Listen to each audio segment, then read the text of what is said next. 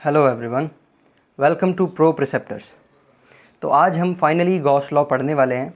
पिछले 2 लेक्चर से हम थोड़ा थोड़ा इसके बारे में डिस्कस कर रहे थे कि गॉस लॉ के अंदर हम आगे एप्लीकेशंस देखने वाले हैं। तो आज हम फाइनली गॉस लॉ के ऊपर आ गए।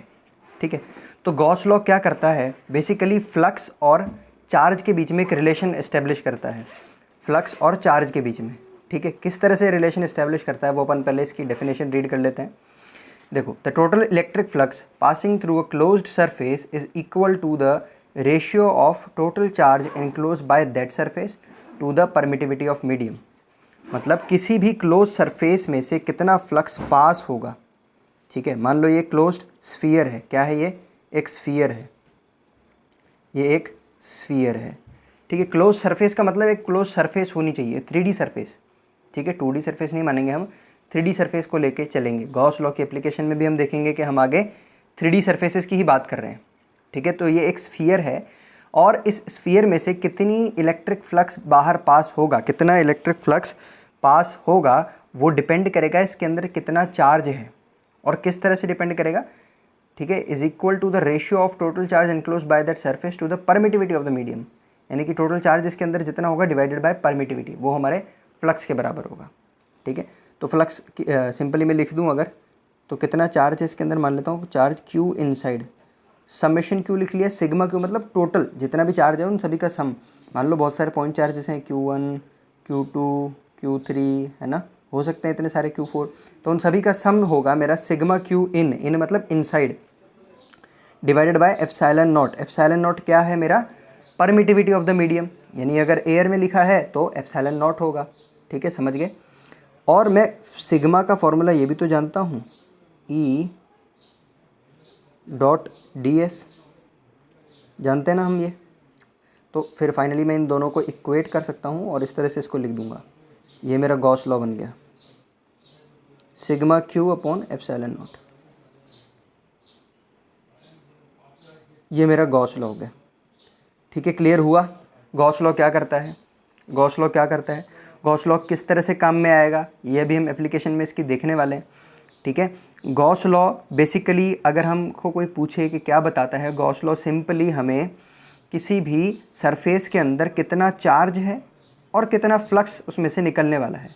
ठीक है, बेसिकली गॉस लॉ फ्लक्स और चार्ज के बीच में एक रिलेशन इस्टेब्लिश करता है। फ्लक्स और चार्ज के बीच में एक रिलेशन इस्टेब्लिश करता है, बार बार मैं बोल रहा हूँ। ठीक है, और इसी रिलेशन की मदद से हम कंटिन्यूस चार्ज डिस्ट्रीब्यूशन के लिए इलेक्ट्रिक फील्ड फाइंड करेंगे। ठीक है, इसी रिलेशन की हेल्प से हम इलेक्ट्रिक फील्ड फाइंड करेंगे कंटिन्यूस चार्ज डिस्ट्रीब्यूशन वाले शेप्स के लिए। ठीक है, तो उससे पहले हम कुछ गॉस लॉ के इंपॉर्टेंट पॉइंट्स देख लेते हैं, फिर आगे चलते हैं। तो ये देखते हैं important points related to Gauss law. पहला, here sigma Q represents the algebraic sum of charges in the closed surface. जितने भी चार्जेस हैं उनका एल्जेब्रिक सम हम करेंगे, हमने बताया था। और जो टोटल फ्लक्स है ना, अगर हमको टोटल फ्लक्स की बात करनी है तो टोटल फ्लक्स क्या होगा? Outward flux plus inward flux. Total flux जो इसमें से पास हो रहा है ना, यहाँ पर जो हमको फॉर्मूले में से मिलेगा वो क्या होगा? Algebraic sum of the flux coming out, coming in and coming going out, मतलब जितना बाहर जा रहा है प्लस जितना अंदर आ रहा है। और जो फ्लक्स इस बॉडी में से बाहर जा रहा है, जैसे देखो ये बॉडी दिख रही है आपको, यहाँ से जो फ्लक्स बाहर जा रहा है, फ्लक्स क्या है? Field lines passing from a unit area. ठीक है, तो जितनी फील्ड लाइंस बाहर जा रही हैं उनको मुझे पॉजिटिव साइन से लेना है, और जितनी यूनिट एरिया से अंदर आ रही हैं उनको मुझे नेगेटिव साइन से लेना है। तो यहाँ पर देखो, अगर मैं इस पार्ट की बात करूँ तो यहाँ पर बाहर कितनी जा रही है? 1 2 3 4 बाहर जा रही हैं। अगर मुझे यहाँ पर फ्लक्स फाइंड करना हो, टोटल फ्लक्स, तो 4 बाहर जा रही हैं, उसको प्लस साइन के साथ लेंगे। और इनवर्ड कितनी है? वो 3 है, तो -3 के साइन से लूँगा मैं इसको, तो फ्लक्स कितना बनेगा? 1। समझ पा रहे हो? कुछ इस तरह से है ये। ठीक है, ये इसकी फीलिंग है कि हम इस तरह से फ्लक्स को लेंगे, आउटवर्ड फ्लक्स को पॉजिटिव साइन से और इनवर्ड फ्लक्स को नेगेटिव साइन से। अब देखते हैं next, the closed surface selected to apply Gauss law is called Gaussian surface. This is an imaginary close surface. ये जो सरफेस हम बनाते हैं जिसके ऊपर हम गॉस लॉ लगाएंगे, उस सरफेस को हम गॉसियन सरफेस कहते हैं। ये एक इमेजिनरी सरफेस होती है और इसका शेप कुछ भी हो सकता है। क्योंकि ये इमेजिनरी है तो हम अपनी सुविधा के हिसाब से इसका शेप ले सकते हैं। शेप स्फेरिकल भी हो सकता है, क्यूबिकल, सिलेंड्रिकल, कुछ भी हो सकता है। ठीक है, ये थर्ड पॉइंट था। आगे देखते हैं, तो अब आगे के नेक्स्ट पॉइंट समझते हैं। फोर्थ पॉइंट क्या कह रहा है? Gauss law only depends upon the total charge enclosed by the close surface. सिर्फ और सिर्फ जो चार्ज क्लोज सरफेस के अंदर है, देखो जो चार्ज क्लोज सरफेस के अंदर है, ये मेरी क्लोज सरफेस है, इसके अंदर जितने भी चार्ज हैं, ठीक है, उसी के ऊपर हमारा गॉस लॉ एप्लीकेबल होगा। ठीक है, गॉस लॉ उन्हीं चार्ज के ऊपर हम बात करेंगे। ठीक है, गॉस लॉ के अंदर हम सिर्फ उन्हीं चार्ज की बात कर रहे हैं जो हमारे सरफेस के अंदर है। ठीक, तो the value of flux does not depends upon shape, area of surface, position and distribution of charge and motion of charges. तो हमारा जो फ्लक्स है, फ्लक्स की वैल्यू शेप के ऊपर डिपेंड नहीं करेगी। ऐसा नहीं है कि मतलब ये 3 चार्जेस हैं, हमने इसके ऊपर एक स्फेरिकल गॉसियन सरफेस ले ली, किसी ने सिलेंड्रिकल गॉसियन सरफेस ले ली, है ना, किसी ने क्यूबिकल गॉसियन सरफेस ले ली, तो तीनों केसेस के अंदर टोटल फ्लक्स हमारा चेंज होगा नहीं। सरफेस कैसे भी लो आप, उसका एरिया कैसा भी हो, अंदर चार्ज की पोजीशन कैसे भी हो, मान लो चार्ज ऐसे पड़े, मान लो चार्ज एक दूसरे से दूर दूर पड़े हों, मान लो चार्ज आपस में मोशन कर रहे हैं, कुछ नहीं फ़र्क पड़ता, टोटल चार्ज पे ही डिपेंड करेगा। टोटल चार्ज फाइंड करना है हमको। ठीक है, पोजीशन से लेना देना नहीं है, गॉसियन सरफेस के शेप से लेना देना नहीं है। ठीक, ये पॉइंट फोर्थ कहना चाह रहा है। फिफ्थ पॉइंट कह रहा है Gauss law is applicable for those vector fields which obeys inverse square law. Inverse square law जो फॉलो करते हैं, जो फील्ड्स फॉलो करती हैं, उन फील्ड्स के अंदर हम गॉस लॉ लगा सकते हैं। तो देखो, जो इलेक्ट्रोस्टैटिक फोर्स है वो भी इनवर्स स्क्वायर लॉ फॉलो करता है, और हमारा इलेक्ट्रिक फील्ड जो है वो भी इनवर्स स्क्वायर लॉ फॉलो करती है। तो हम इलेक्ट्रिक फील्ड भी फाइंड कर सकते हैं, कूलम्स फोर्स भी फाइंड कर सकते हैं इसकी हेल्प से, गॉस लॉ की हेल्प से। ठीक, now at any point of Gaussian surface the value of electric field is the resultant value of electric field. यानी कि ये जो गॉसियन सरफेस है, इसके किसी भी एक पॉइंट के ऊपर अगर मैं ई की वैल्यू फाइंड करूँगा, यहाँ पर ई की वैल्यू फाइंड करूँगा, तो वो ई की जो वैल्यू मेरे को मिलेगी वो मुझे रिजल्टेंट वैल्यू मिलेगी। रिजल्टेंट वैल्यू मतलब यहाँ पर इलेक्ट्रिक फील्ड अंदर जितने भी चार्ज हैं उनकी वजह से, प्लस जितने बाहर कोई चार्ज पड़े हुए हैं उनकी भी वजह से हमको यहाँ पर टोटल इलेक्ट्रिक फील्ड मिलेगी। समझ पा रहे हो? अगर इलेक्ट्रिक फील्ड हम फाइंड करेंगे तो इलेक्ट्रिक फील्ड यहाँ पर इसकी सरफेस पे, गॉसियन सरफेस पे जो इलेक्ट्रिक फील्ड हमको मिलती है वो due to the charge inside the surface plus charge outside the surface मिलती है। ठीक है, तो अगर in some condition the value of electric flux is non zero, मान लो यहाँ पर E is not equal to zero आ रहा है, यानी ई की कोई ना कोई वैल्यू है, तो हम को ये वाले फॉर्मूले से अगर हम देखें E dot D S summation of Q by epsilon not, है ना, यहाँ से ई की वैल्यू अगर नॉन जीरो आ रही है और सरफेस की तो कोई ना कोई वैल्यू हमेशा होती है ना, तो इसका मतलब क्या है, फाई भी नॉन ज़ीरो आना चाहिए, बट ऐसा नहीं होता। The value of flux is zero. कई बार कुछ केसेस के अंदर ऐसा हो जाता है कि ई की वैल्यू भी कुछ ना कुछ आ रही है, बट फिर भी फ्लक्स की वैल्यू हमारी ज़ीरो होती है। ठीक है, क्योंकि फ्लक्स डायरेक्टली डिपेंड किस पे कर रहा है, चार्ज इनसाइड चार्ज कितना है। मानो ये जो कंडीशन मैंने बताई है, इसके अंदर देखो कोई भी चार्ज नहीं है, अंदर कोई भी चार्ज नहीं है, तो यहाँ पर जो इलेक्ट्रिक फील्ड आएगी नॉन ज़ीरो आ सकती है। क्यों नॉन ज़ीरो आ सकती है भाई? बाहर जो चार्जेस हैं उनकी कोई ना कोई इलेक्ट्रिक फील्ड होगी, और उस इलेक्ट्रिक फील्ड के कारण इस पॉइंट के ऊपर, इस सरफेस के ऊपर कुछ ना कुछ इलेक्ट्रिक फील्ड इंटेंसिटी हमको मिल जाएगी, है ना। तो यहाँ पर अगर नॉन ज़ीरो आई है, इसका मतलब ये भी हो सकता है कि सिर्फ और सिर्फ बाहर के जो चार्जेस हैं उनके कारण इलेक्ट्रिक फील्ड ये बता रहा है, अंदर और फ्लक्स हमारा ज़ीरो आ रहा है। इसका मतलब अंदर कोई भी चार्ज नहीं है, और जो इलेक्ट्रिक फील्ड की वैल्यू आ रही है वो सिर्फ और सिर्फ हमारे बाहर के चार्जेस की वजह से आ रही है। समझ पा रहे हो? सिंपल था ये। तो ये गॉस लॉ के कुछ इंपॉर्टेंट पॉइंट्स थे। ठीक है, तो अभी एग्जांपल देखते हैं। एग्जांपल 1.11 हमारी बुक का एग्जांपल है। इसके अंदर हमको क्या है, गिवन इन्फॉर्मेशन दे रखी है। ये एक क्यूब है, ठीक है, इस क्यूब की सभी साइड्स जो हैं वो ए है ना। ये इस तरह से हमारे कार्टेशियन कोऑर्डिनेट सिस्टम के ऊपर रखा गया है। ओरिजिन से इसका डिस्टेंस ए है। ठीक है, हमको electric field in x direction दे रखी है, अल्फ़ा एक्स की पावर 1/2, और वाई और जेड डायरेक्शन के अंदर इलेक्ट्रिक फील्ड 0 है। मतलब इलेक्ट्रिक फील्ड लाइंस कुछ एक्स डायरेक्शन में है, यहाँ से यहाँ ऐसे रन कर रही हैं, है ना। मैं यहाँ पर ऐसे बनाता हूँ, ऐसे ऐसे रन कर रही हैं, एक्स डायरेक्शन के अंदर रन कर रही हैं इलेक्ट्रिक फील्ड लाइंस। वाई और जेड के अंदर ये 0 है, मतलब कोई भी रन नहीं कर रही। और इधर अल्फ़ा की वैल्यू भी मुझे दे रखी है 800, है ना, और ए की वैल्यू भी यहाँ पर दे रखी है। पूछा क्या है, flux through the cube find करना है। ठीक है, हमको flux through the cube find करना है। अब फ्लक्स फाइंड करने के हमारे पास क्या क्या तरीके हैं, देखो फ्लक्स फाइंड करने के हमारे पास तरीके हैं। ये फॉर्मूला है हमारे पास ई डॉट डी एस, ठीक है, इज इक्वल्स टू, अभी हमने गॉस लॉ से जो सीखा, sigma Q upon epsilon not, ये फॉर्मूला है। तो हम sigma Q by epsilon not की हेल्प से तो नहीं फाइंड कर सकते, क्योंकि यहाँ पर चार्ज के बारे में भी नहीं पता, एप्सिलॉन नॉट के बारे में भी नहीं पता। ठीक है। तो हम ई डॉट डी एस के थ्रू जाएंगे क्योंकि यहाँ पर ई की वैल्यू हमें दे रखी है और डी एस होता क्या है, सरफेस एरिया ही तो होता है, तो सरफेस एरिया भी हम जानते हैं यहाँ पर, है ना। तो मैं इस तरह से फ्लक्स के बारे में बात करूँगा। तो सबसे पहले मैं बात करता हूँ लेफ़्ट सरफेस पे फ्लक्स कितना होगा। ठीक है, लेफ़्ट सरफेस के लिए फ्लक्स फ्रॉम लेफ़्ट सरफेस, ये वाली लेफ़्ट सरफेस हो गई भाई। अगर मेरी फील्ड लाइंस हैं, ध्यान से सुनो, अगर मेरी फील्ड लाइंस एक्स एक्सिस के पैरेलल है, ये कैसे पता चला मुझे, क्वेश्चन में दे रखा है एक्स एक्सिस की डायरेक्शन में ही इलेक्ट्रिक फील्ड लाइंस हैं और वाई और जेड के अंदर नहीं है।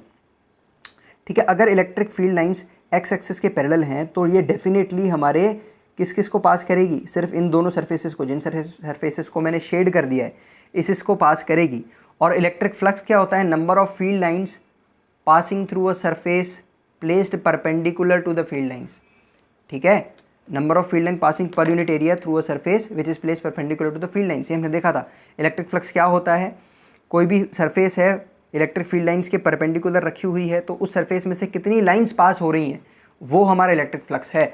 तो अभी किन किन सरफेसेस में से मेरी इलेक्ट्रिक फील्ड लाइंस पास होंगी, डेफिनेटली ये वाली में से और ये वाली में से। इसको मैं बोल देता हूँ लेफ्ट और इसको बोल देता हूँ राइट, इन दोनों में से ही पास होने वाली है, इसमें से तो पास होगी नहीं, है ना। इसको से तो छू करके निकल जाएगी, क्रॉस ही नहीं करेगी इसको, है ना, सिर्फ इन दोनों को क्रॉस करेगी, इन दोनों के आर पार जाएंगी।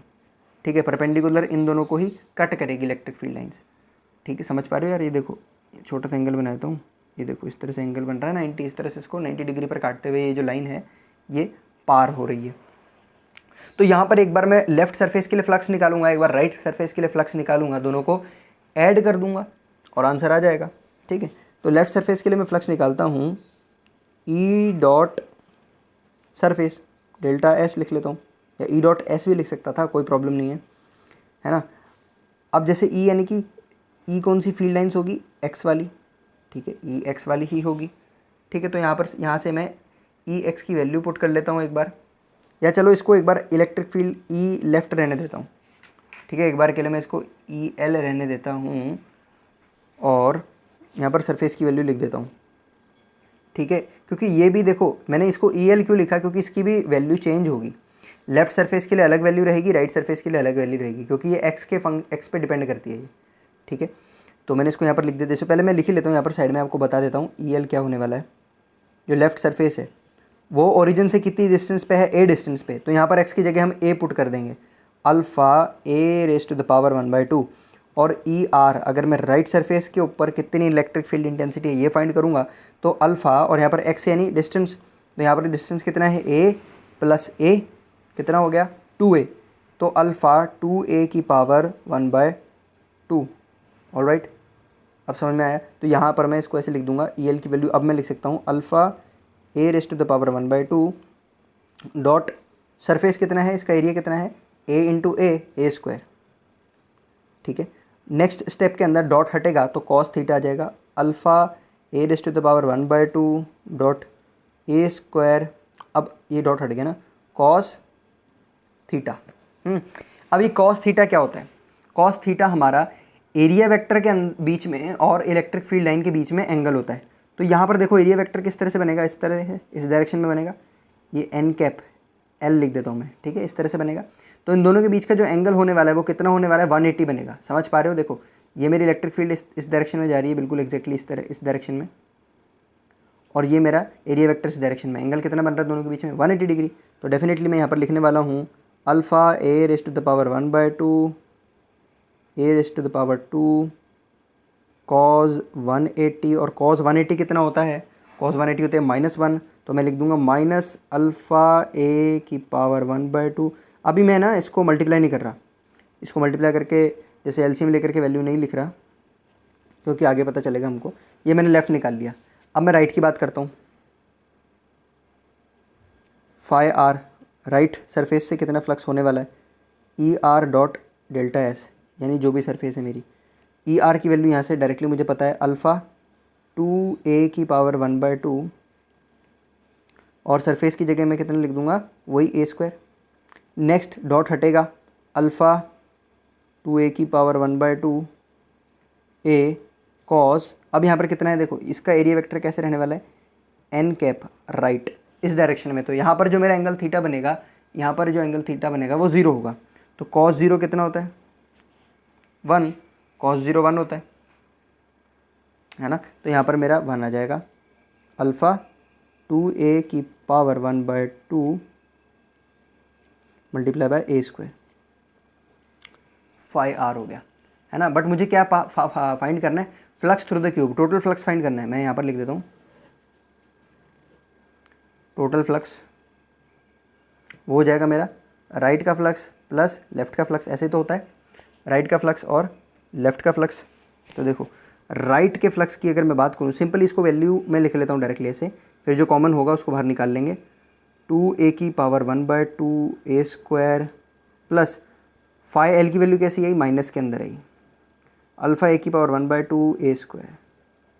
ठीक है, तो हम अल्टीमेटली क्या देखेंगे कि यहाँ पर माइनस का साइन आ जाएगा और यहाँ से कॉमन क्या क्या है, अल्फ़ा a स्क्वायर कॉमन है, तो अल्फ़ा a स्क्वायर मैंने बाहर निकाल दिया। यहाँ पर बचा √2 a की पावर 1/2, अब मैं पावर अंदर ले लेता हूँ, माइनस a की पावर 1/2, इस तरह से इसको ले लेता हूँ। ठीक है, तो यहाँ से क्या देखने को मिल रहा है, a की पावर 1/2 भी मैं बाहर कॉमन ले सकता हूँ। ठीक है, बाहर कॉमन ले सकता हूँ, तो ये भी ले लेता हूँ।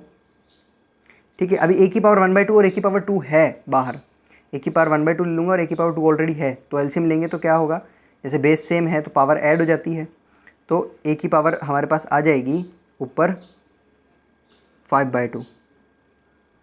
देखो इस तरह से a की पावर 2 और a की पावर 1/2 एलसीएम लेंगे तो 2 और 2 जब 4 + 1 a की पावर 5/2, इस तरह से 5/2 आ गई। यहाँ पर √2 - 1 हो गया, ये मेरा 5 टोटल है।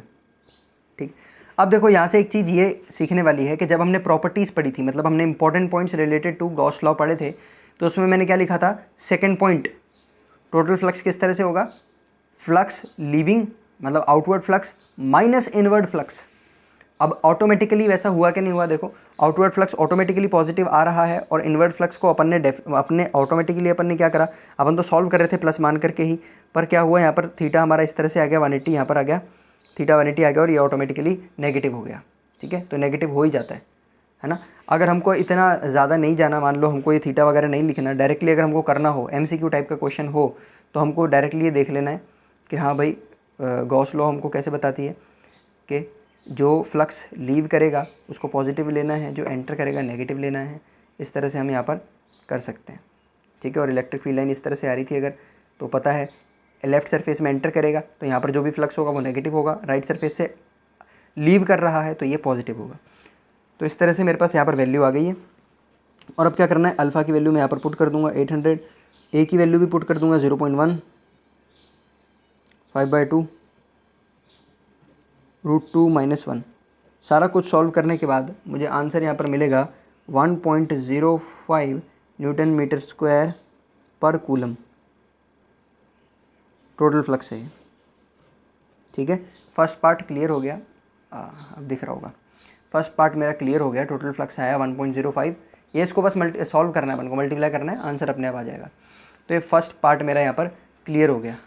ठीक है, इसको नोट कर लो। और अब अपन सेकेंड पार्ट के बारे में बात करते हैं, charge with in the cube. Charge with in the cube, cube के ऊपर अब क्यूब के अंदर कितना चार्ज होगा, तो ये हम गॉस लॉ की मदद से फाइंड कर सकते हैं। कैसे, अभी देखते हैं। चलो अब इसमें देखते हैं किस तरह से अब हम charge with in the cube find करेंगे।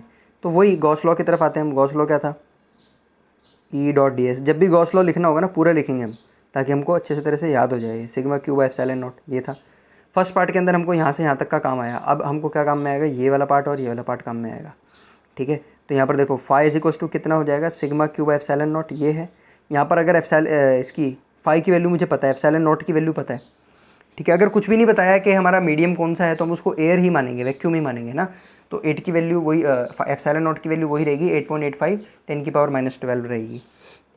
तो यहाँ से मैं सिग्मा क्यू निकाल लेता हूँ, तो ये डायरेक्टली इधर मल्टीप्लाई हो जाएगा 1.05 इंटू 8.85 इंटू 10⁻⁻12। ठीक है, और इसकी यूनिट कितनी थी, देखो वैसे यूनिट लिखने की बात नहीं है, क्योंकि ऑलरेडी यूनिट हमारी जो है वो कैंसिल होने वाली है ना। यूनिट कैंसिल होकर के, क्योंकि चार्ज है, चार्ज की यूनिट कूलम है, तो कूलम आ जाएगी। हम देख भी लेते हैं कि कैसे कैंसिल हो रही है यहाँ पर, है ना। तो इसकी मैं यूनिट लिख लेता हूँ, Newton metre square per coulomb. ये किसकी थी, हमारे फ्लक्स की। और एप्सिलॉन नॉट की हमको पता ही है भाई, के की यूनिट क्या होती है, के की यूनिट क्या होती है, newton metre square per coulomb square. तो एप्सिलॉन की क्या होती है, इसकी जस्ट अपोजिट होती है, coulomb square per newton metre square, इसका रेसिप्रोकल होता है। यहाँ पर आ जाएगा coulomb square upon newton metre square, ये गया ये गया, यहाँ से गया यहाँ से गया, सिर्फ कूलम बच गया। और इसको मैं और मल्टीप्लाई करूँगा तो आंसर आएगा 9.27 इंटू 10⁻⁻12 कूलम, ये आंसर है। तो इसी के साथ हमारा एग्जाम्पल 1.11 भी कंप्लीट हुआ।